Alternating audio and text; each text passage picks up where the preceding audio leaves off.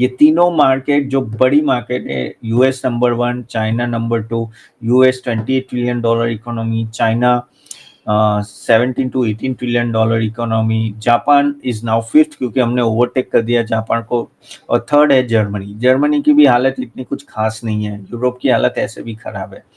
तो इन सब सिचुएशन में क्या होता है कि वर्ल्ड ओवर जब आपकी सिचुएशन इतनी कहते हैं ना डेट ओरिएंटेड होता है, तो ऐसा जरूरी नहीं कि आप परफॉर्म अकेले करोगे, शायद ना भी करो। और इंडिया वही पोजीशन में है कि इंडिया अगर आप देखो, इवन तो हमारे वहाँ पॉजिटिव है, हम लोग अभी भी 25,000 के ऊपर इजीली जा नहीं पा रहे हैं। अब बोल रहे कि भाई 26,200 जो अपना हाई है, तो वो कब पहुंचेंगे? अब 26,200 अगर अपने को पहुंचना है, अच्छे खासे ट्रिगर चाहिए। फर्स्ट ट्रिगर क्या होगा कि ये जो इंटरेस्ट रेट कट हो रहा है 6 जून को, वो हो जाए, अच्छा खासा इंटरेस्ट रेट कट हो, तो एक बड़ा पॉजिटिव रहेगा हमारे लिए कि हाँ भाई चलो इंटरेस्ट रेट कट हुआ है, तो लोन के और काफ़ी सारा कंजम्पशन उसमें बेनिफिट होगा।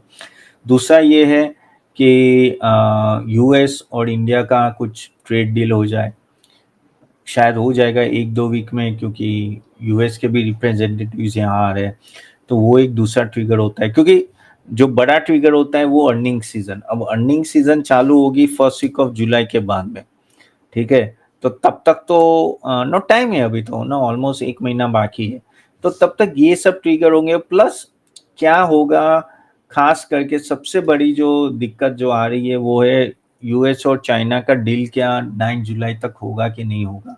9 जुलाई डेट दी गई है कि 90 डेज तब होते हैं यूएस और चाइना, क्योंकि अभी यूएस 30% टैरिफ लगा रहा है, चाइना 10% टैरिफ लगा रहा है यूएस पे, तो उस पे कुछ समझौता होता है कि नहीं होता है। अगर वहाँ कुछ समझौता होता है तो अच्छा है, तो बेसिकली वर्ल्ड इकोनॉमी के लिए अच्छा है। So there are lot many things which is going on across the world, okay. And plus अपने फैक्टर्स ओवरऑल, सबसे बड़ा जो फैक्टर जैसे मैंने बोला कि ऑयल नीचे, तो ये सब अपने लिए पॉजिटिव है। लेकिन अभी इन सब का इम्पैक्ट कौन से सेक्टर में कैसे आता है, थोड़ा हम लोग वो भी डिस्कस कर लेते हैं।